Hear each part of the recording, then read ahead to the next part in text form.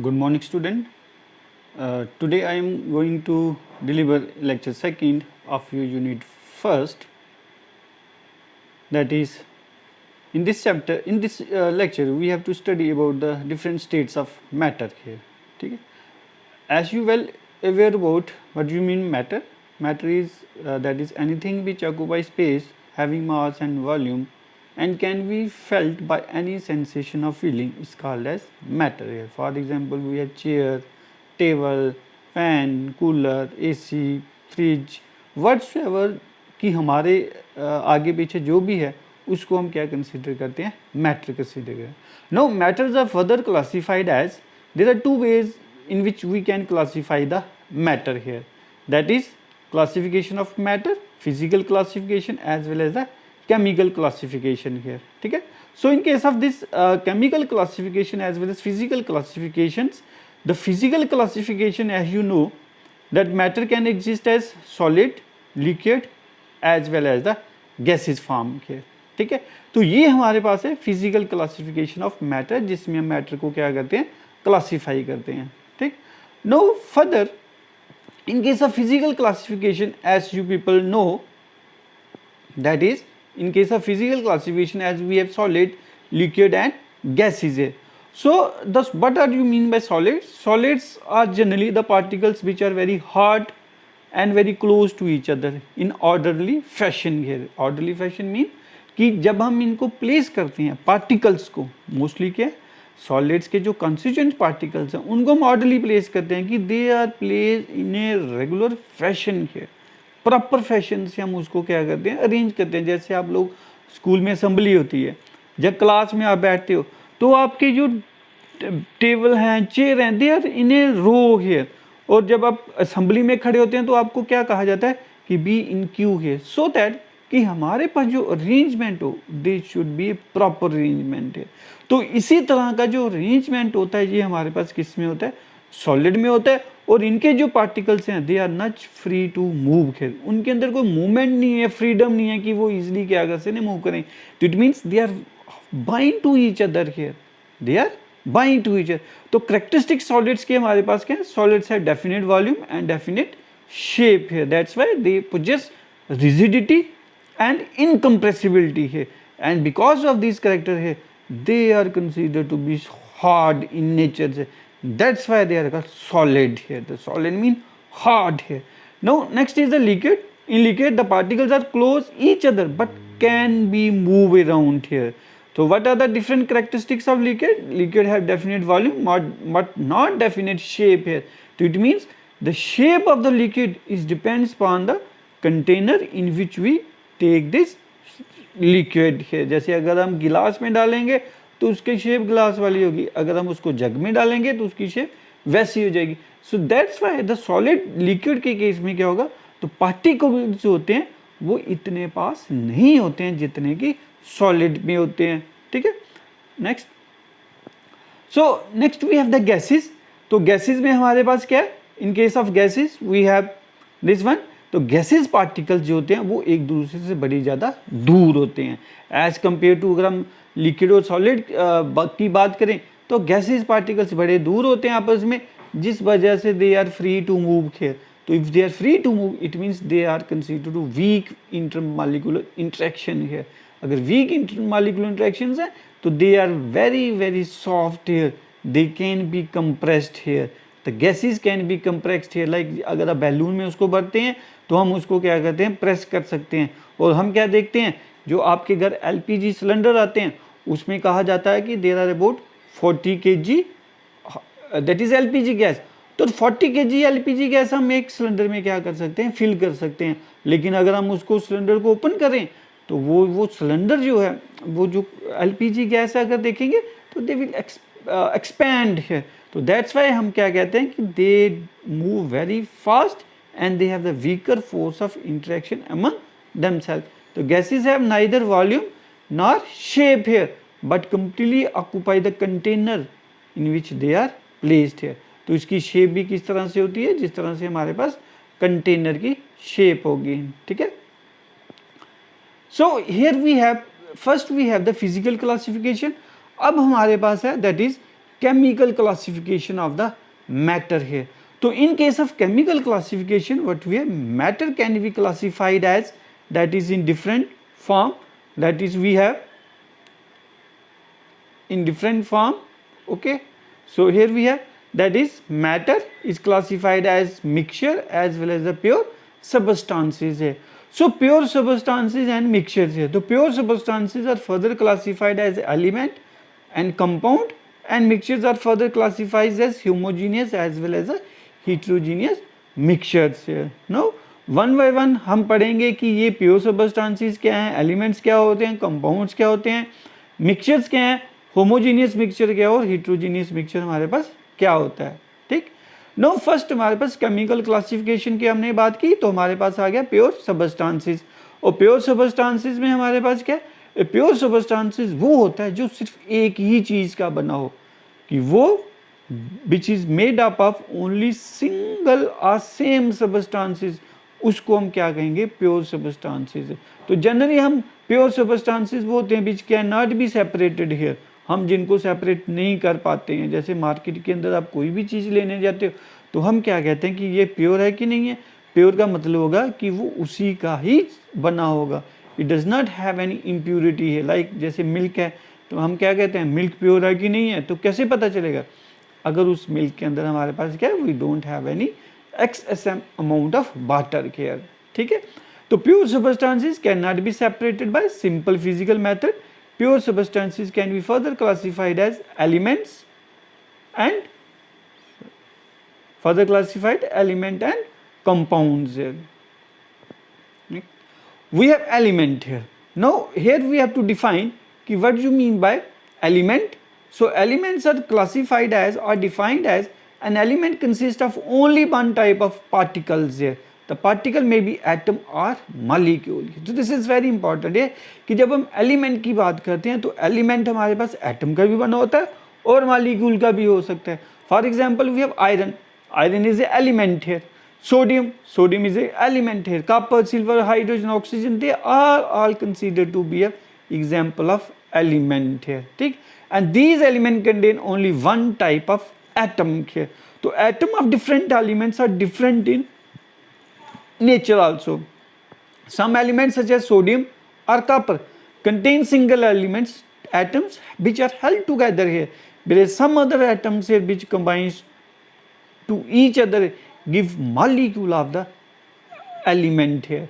For example जैसे hydrogen है, nitrogen है, ऑक्सीजन है, they gases will combine to give a respective molecule of the element. जैसे O2 है तो O2 में हमारे पास क्या है, we have two atoms of oxygen here, and these two atoms of oxygen will combine, we get a molecule of oxygen, and this molecule of oxygen is consist of, that is of oxygen element here. Similarly हमारे पास nitrogen, hydrogen भी combine होते हैं, ठीक है। तो this is what we have the definition of element. Second we have compound. So in case of compound, what we have, a compound may be defined as a pure substances also, but it contains two or more elements here which combine together in a fixed proportion by weight here. तो this is very important case of compound. compound के case में हम क्या कहते हैं कि दो से एलिमेंट का बना होगा। अब एक एलिमेंट एटम का बना होता है और जो एटम है वो कंबाइन होकर एलिमेंट्स बनाएंगे। जब एलिमेंट्स कंबाइन होंगे तो हमारे पास क्या बन जाएगा, कंपाउंड बनेगा। लेकिन कंपाउंड हम क्या कहते हैं, अब आप कहोगे कि सर यहाँ पे जो कंपाउंड हम बात करें प्योर सबस्टांसेस की, लेकिन कंपाउंड में तो हमारे पास दो से ज़्यादा एलिमेंट सेम भी हो सकते हैं या डिफरेंट भी हो सकते हैं। वो कंबाइन होकर हमें कैसे हम कहेंगे कि ये हमारे पास कंपाउंड है। लेकिन हमने क्या कहा कि अगर दो से ज़्यादा एलिमेंट्स कंबाइन होते हैं उनकी रेशियो क्या होनी चाहिए, फिक्स होनी चाहिए, and can be decompose into elements bye suitable method है। Moreover, जो property of the compound together different from the constituents atom के, अगर हम नाइट्रोजन और हाइड्रोजन को कंबाइन करके अमोनिया बनाएंगे तो अमोनिया की जो प्रॉपर्टी होगी that is totally different from the that is nitrogen and hydrogen के, ठीक। नो जो compounds are they are further classified into organic and inorganic compound here. Sorry, this is we have chemistry. So here we have that is in organic and inorganic compounds here. Whereas in case of organic compounds here, so inorganic compounds, sorry, so inorganic compounds are those which are obtained from non-living sources such as rocks and minerals here. ठीक है, तो जैसे पत्थर होंगे, आपने पत्थर देखे हैं जैसे, तो वो क्या है, they are you can say inorganic compounds है, बिकॉज दे कंटेन सिलिकेट्स है, दे मे हैव, उसके अंदर मैग्नीशियम भी हो सकता है, एल्यूमिनियम भी हो सकता है, जिंक भी हो सकता है, तो वो जो हमारे पास हैं दे आर द सिलिकेट्स है, तो silicates are consider to be a that is rocks है। And we have the minerals जो आपके अर्थ क्रस्ट में होते हैं, आयरन हो गया या कॉपर होगी, जिंक हो गया, कुछ भी मिनरल्स होंगे अर्थ के अंदर, वो भी हमारे पास क्या, they are consider of compound of inorganic chemistry है। No some example like we have marble, calcium carbonate, gypsum, again a silicate, washing soda that is sodium carbonate, a common salt that is sodium chloride। तो ये सारे के सारे जो हमारे पास examples हैं, this is example regarding to the inorganic compounds है। And further we have organic compounds है, तो ऑर्गेनिक कंपाउंड्स हमारे पास क्या है, compounds which are present in plants and animals हैं। एंड प्लांट्स एंड एनिमल्स के अंदर जो कंपाउंड हमारे पास प्रेजेंट होते हैं उनको हम क्या कहते हैं, दैट इज ऑर्गेनिक कंपाउंड है। And all the organic compounds have been found to contain carbon as their constituent element है, और कार्बन जो होता है उसके बिना हम ऑर्गेनिक कंपाउंड की क्लासिफिकेशन नहीं करते हैं। तो for example in case of this one we have carbohydrates that is C6H12O6, carbohydrates का जो एक एग्जांपल है दैट इज ग्लूकोज से, ठीक है, सुक्रोज से। देन वी हैव दैट, ये आपके कार्बोहाइड्रेट जितने भी हैं ये आपके क्या हैं, दे आर ऑर्गेनिक। प्रोटीन्स जो बॉडी के अंदर हमारे पास होते हैं उसका जो कॉन्स्टिट्यूएंट्स है दैट इज अमाइनो एसिड्स है, ऑयल्स एंड फैट्स है, ये सारे के सारे हमारे पास क्या, they are consider to be that is, इनको हम क्या कहते हैं, ऑर्गेनिक कंपाउंड है, ठीक है। No next we have that is mixtures here. अब ये मिक्सचर्स क्या हैं, mixtures are nothing, it is a combination of 2 or more element here but their compositions are not in a fixed ratio के। अगर fix होगा तो compound है, अगर फिक्स नहीं होगा तो हम क्या कहेंगे उनको, they are called as mixtures and which are chemically combine together also के, जो आपस में कंबाइन नहीं होंगे। जैसे हाइड्रोजन और ऑक्सीजन को हम मिलाते हैं तो क्या बनता है, वाटर हियर, तो फिक्स रेशियो में वो हो गया कंपाउंड। लेकिन अगर वो फिक्स नहीं है, जहाँ वो कंबाइन नहीं होंगे, तो वो हमारे पास क्या हो जाएगा, मिक्सचर्स होगा। जैसे हम दूध के अंदर पानी डालते हैं, ठीक है, पेट्रोल हो गया, लाइम्स वाटर हो गया, पेंट हो गया, सीमेंट हो गया, वुड होगी, ये सारे के सारे हमारे पास क्या मिक्सचर्स हैं। नो जो मिक्सचर्स हैं they are further of 2 type है, mixtures are further classified into 2 type. वो क्या हमारे पास, homogeneous mixtures and heterogeneous mixtures। Now, what is the difference between homogeneous mixture and the heterogeneous mixture? Even though आप कहोगे कि sir हैं तो दोनों मिक्सचर हैं, तो हम इसको फर्दर क्यों क्लासीफाई करें, जब हम कैसे क्लासीफाई करेंगे। तो होमोजीनियस मिक्सचर हमारे पास क्या होता है, a mixture is said to be homogeneous if it has uniform composition. अगर उसकी कंपोजिशन क्या है हमारे पास, यूनिफॉर्म है throughout the sorry throughout the mixture है, and there is no visible boundary of separating the constituents। for example a sugar solution है, sugar solution हमारे पास क्या है, मिक्सचर है लेकिन जी होमोजीनियस है। अब आप क्या कहोगे कि कैसे हम कहेंगे कि शुगर सॉल्यूशन जो होमोजीनियस का मतलब होता है, होमो मीन्स सेम और यूनिफॉर्म के, होमो का मतलब कहता है सेम और यूनिफॉर्म। अगर हमारे पास यूनिफॉर्म कंपोजिशन है मिक्सचर की, तो वो हमारे पास क्या है, ए होमोजीनियस मिक्सचर है।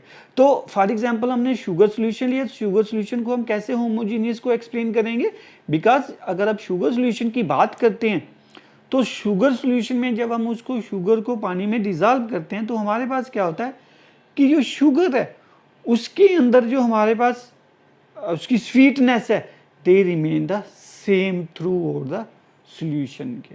तो कहता है कि जो स्वीटनेस एक जैसी रहेगी वो हमें बताएगी कि ये जो सॉल्यूशन हमारे पास, ये जो मिक्सचर है, ये कौन सा है, होमोजीनियस है। And similarly way heterogeneous, heterogeneous में क्या होगा, the composition should not be same है। आज आप कहोगे कि जो पार्टिकल्स हैं that evenly not evenly unevenly distributed in the mixtures. For example अगर आप पानी के अंदर मिट्टी डाल दें तो 5-10 मिनट के बाद देखेंगे सारी मिट्टी नीचे बैठ जाएगी, लेकिन शुगर में ऐसा नहीं होगा कि 10 मिनट के बाद देखोगे शुगर नीचे बैठेगी। तो that's why there is a difference between homogeneous and heterogeneous mixtures. तो हिट्रोजीनियस में क्या होगा, हमारे पास the constituent particles are separated and they are do not have you can say uniform composition here throughout the mixture, and boundaries can be visible here. For example, when iron filling and sulfur powders are mixed together, the mixture formed is heterogeneous. It has grayish yellow appearance, and the two constituent iron and sulfur can be easily identified with naked eyes here. So this is what we have about the heterogeneous mixture here.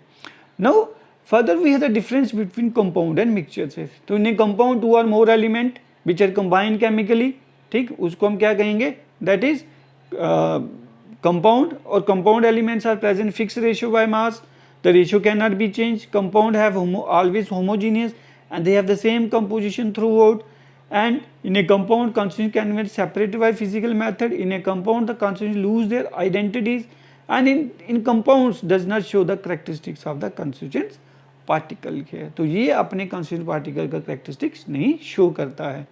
Where in case of mixtures है, mixture जैसे पता है they are more again made up to और more elements but their ratio are not the fix here, ठीक है, and they are simply mixed here and they do not combine chemically here. In a mixture the constituent not present fix ratio है, mixture में be either homogeneous और heterogeneous in nature, constituents of mixture can be separated by physical method, in a mixture constituents do not lose their identity here, do not lose their identity है कि जिसका वो बना है उसी का ही रहेगा, उसमें उसकी जो characteristics है वो change नहीं होगी, ठीक है। In a mixture the constituents do not lose their identity. We have discussed the physical and chemical classification of matter. So further we have to show next.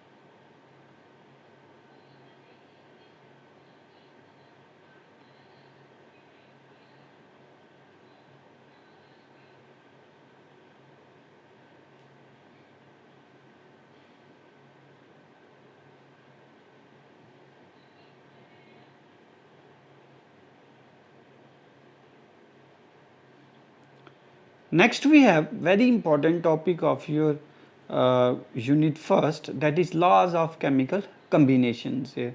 So what do you mean by this laws of chemical combination here? So कहता है कि हम इन law को क्यों पढ़ रहे हैं, what we have what are the significance of these laws here, laws of chemical combination. तो chemical combinations means कि जब दो chemical combine होंगे, तो कहता है कि इन chemistry जब भी दो केमिकल्स आपस में कंबाइन होते हैं तो they are not combine in simple way कि हम कहेंगे हाँ भाई मिलाएंगे तो बन जाएगा, कुछ भी मिलाएं तो कुछ भी बन जाएगा, नेवर भी है, ऐसा कभी नहीं होता। तो कहता है कि जब भी हमारे पास कुछ केमिकल रिएक्शंस होती हैं उसमें जब केमिकल्स आपस में कंबाइन होते हैं they have to follow certain laws here and their combination can be governed by the following basic law here. And first we have law of conservation of mass. I think most of the student इस law के ऊपर उनको पता है, they know this law कि conservation of mass क्या होता है। Next है law of definite proportion जो हम इस unit के अंदर नया पढ़ेंगे, law of multiple proportion, law of gaseous volume and Avogadro law. No more कि some student also know about this law of definite proportion here, ठीक है। So first we have law of conservation of mass है। So this law of conservation of mass states that कि जब भी हमारे पास कोई भी दो एलिमेंट्स कंबाइन होते हैं, ठीक है, उसमें अगर फिजिकल और केमिकल चेंज होती है the total mass of the reactant is equal to the mass of the product है, कि जो रिएक्टेंट का मास होगा वही हमारे पास मास किसका होगा, प्रोडक्ट का होगा। फॉर एग्जांपल अपन हाइड्रोजन और ऑक्सीजन को कंबाइन करते हैं तो हमारे पास क्या बनेगा, वाटर बनेगा। अगर हम मास देखेंगे वाटर का वो हमारे पास 18 ग्राम होता है और उसी तरह से हाइड्रोजन का 2 होगा और ऑक्सीजन का 16 होगा, तो 2 और 16 हमारे पास कितना हो गया 18, और सिमिलरली वाटर का कितना हो गया हमारे पास 18 है। In other words we can also state matter can neither be created nor be destroyed here but it can transfer from one form to another here, ठीक है। तो कहता है कि whenever this change take place है they leads to formation of same thing, not same thing, you can say their mass should be same here. तो matter को हम क्रिएट नहीं कर सकते हैं, डिस्ट्रॉय नहीं कर सकते हैं, लेकिन हम उसको क्या कर सकते हैं, दूसरी फॉर्म में चेंज कर सकते हैं. लेकिन आप कहोगे कि सर कई रिएक्शंस में ऐसा होता है कि हम उसको कन्वर्ट तो कर रहे हैं, जैसे हम लकड़ी को जलाएंगे, कोयले को जलाएंगे, तो प्रोडक्ट बन गया, कार्बन डाइऑक्साइड या राख बन गई, लेकिन जब हमारे पास वो जो मटेरियल बना है उसका मास तो कम होता है. ऐसा क्यों होता है? या फिर हम कॉमेट्स की बात करेंगे, या फिर रेडियो एक्टिव मालिक्यूल्स की बात करेंगे, उनका मास क्या होता है, कम होता है. तो अगर कम होता है तो हम क्या कहते हैं, mass can not be created not be destroyed, but it can be transferred from one form to another here with the change और लॉस ऑफ एनर्जी है. तो कहता है अगर उनके अंदर एनर्जी और किसी का लॉस या गेन होगा तो हमारे पास क्या होगा, वो टोटल जो सम होगा that is considered to be the law of conservation of mass है. ठीक है डियर स्टूडेंट, अगर आपको इसमें कोई प्रॉब्लम होगी तो आप मुझे इसके ऊपर क्वेश्चन पूछ सकते हैं. The following experiment illustrate the truth of this law. The matter can undergo physical change and it is found that there is no change in the weight though a physical change has taken place. For example water that is ice will convert into liquid. अगर पानी को हमने, हमारे पास ice है, अगर हम उसको liquid में कन्वर्ट करें तो फिजिकल चेंज है, लेकिन उसके वेट के अंदर कोई चेंज नहीं होगा. सिमिलरली हमारे पास अगर वाटर है, उसके वेपर में कन्वर्ट करेंगे तो there can be change very easily है. No similarly there is some reaction where we have the decomposition of mercury oxide take place, and that decomposition also is considered to be a, there is no change in the mass of reactant as well as the product. No doubt there may be some loss of heat take place here. ठीक है, तो that is considered to be the law of conservation of mass. This is the first law to which आप लोग well aware हैं, and this law was given by a French chemist which is called as, जिसका नाम था हमारे पास ए Antonio लवोजियर है. ठीक है, तो this law is very important, you have to go through here. तो अगर आपको इस लॉ के बारे में कुछ और पूछना है तो आप मुझे मेरे व्हाट्सएप नंबर पे इसको पूछ सकते हो. ठीक है, so thanks a lot to know about this, इसको पढ़ने के लिए. सो आई होप कि आपको इसके बारे में थोड़ा सा पता चल गया. So thanks.